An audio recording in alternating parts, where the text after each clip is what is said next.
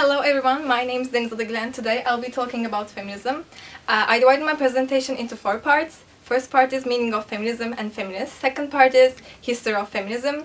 Third part is a vocabulary related to feminism, which I believe will help you to understand feminism better. And fourth part is main topics of feminism. So what is feminism? It is the belief and aim that women should have the same rights, power and opportunities as men. Basically it is equality to all genders, and the most common types of feminism are first wave, second wave, third wave, and new age feminism, radical and liberal feminism, and socialist and Marxist feminism. Then who is a feminist? A feminist is a person who believes in and supports feminism. So the biggest thing about feminism is its name creating lots of misunderstanding.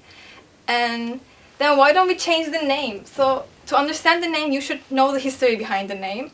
And the word feminism was created in the 19th century, and basically it was a really bad century to be a woman. If you were a woman and you weren't married, you were nothing without your father. And if you were a woman and you were married, you were nothing without your husband. So basically women were like slaves. And that's why it was called feminism in the first part. And then why don't we change it into equalism now? Because feminism is about raising things that have less place in society.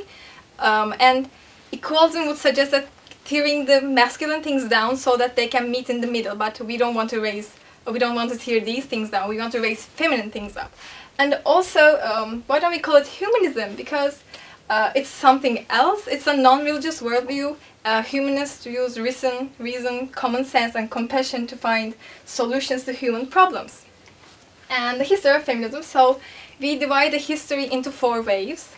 The first wave feminism was a period of feminist movement. And it occurred within the time period of 19th and early 20th century. It focused on legal issues, especially on gaining women's suffrage, which is the right of women to vote. And the second wave feminism is a period of feminist activity, and it first began around early 1960s. It broadened the debate to a wide range of issues such as sexuality, family, workplace, reproductive rights. It also drew attention to domestic male violence and martial rape issues. They tried to change custody and divorce laws. Third wave of feminism started in the early 1990s, and they embraced individualism and diversity. They sought to redefine what it means to be a feminist. And fourth wave of feminism began around 2012, and it is associated with the use of social media. And it focuses on justice for women and opposition to sexual harassment and violence against women, including rape culture. So vocabulary related to feminism. What is anti-feminism and anti-feminist? Anti-feminism is a movement against feminism, and anti-feminist is a person who rejects the modern feminist movement, but they still believe that men and women should be equal, but they just don't think we need feminism. And what is misandrism? It is hatred for men and power for women. A misandrist would say a man wouldn't understand. Man can't hear the word no. Misogyny is the opposite of it, and it is hatred for women and power for men. A misogynist, Napoleon Bonaparte, once said, "Nature intended women to be our slaves, they are our property." So the most common types of feminism are liberal feminism and radical feminism. Liberal feminism is also known as choice feminism. And their case rests on the rights and the failure of society to give women the rights which they are entitled. And they don't want to abolish the system. They don't want to break down our system. They just want to make changes in law in favor of women. And they believe equality means equal rights. And in the meantime, radical feminists, also called as women's liberation, they view gender as a system that is created by society, and they seek to abolish gender and gender roles. They talk of aggressive movement and end of male domination, and their main aim is to destroy patriarchy. Then what is patriarchy? It's a general structure in which men have power over women. A patriarchal society consists of male-dominated power structure throughout organized society in individual relationships. So according to patriarchal society, women are weak, submissive, and an extension of men. And the highest thing a woman can hope to attain is marriage and having a child. But in the meantime, men are expected to be physically and emotionally strong and dominating and protector of his family. Main topics of feminism. So, of course, one of the biggest topics of feminism is gender.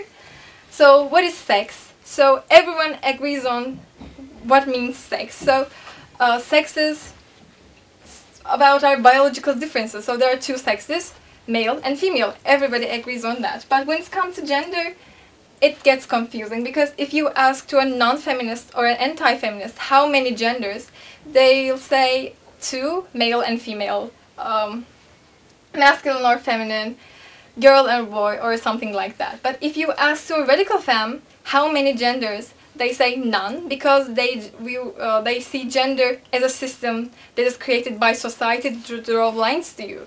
But if you ask to a liberal feminist how many genders, they would say infinite, because according to liberal feminism, gender is something you identify yourself as. So here's a short list of genders according to liberal feminism, and it's a short list.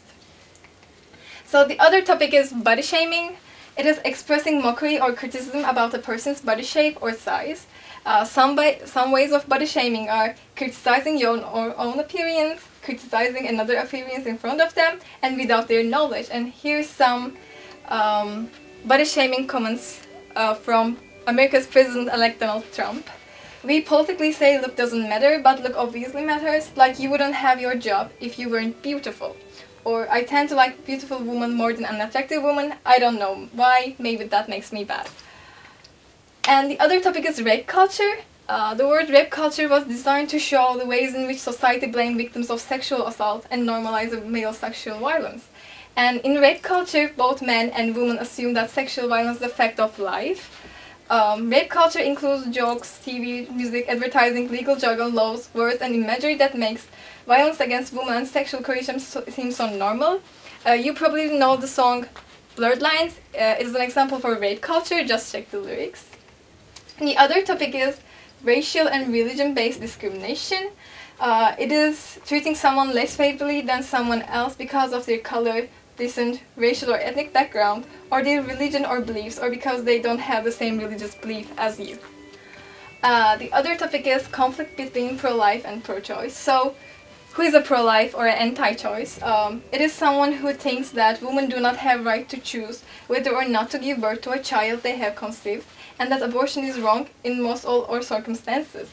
Then what is a pro-choice? A pro-choice thinks that women have right to choose whether or not to give birth to a child they have conceived, and to have an abortion if they do not want the child. So an anti-choice or pro-life thinks that abortion is wrong and it must be illegal for all circumstances. But a pro-choice thinks that, yeah, abortion may be wrong, but it's not my body, it's not my baby, it's your choice. If you don't want to have the child, then have an abortion, and if you want to have the child, then don't have an abortion. It is not my choice. And that's it. Thank you for listening.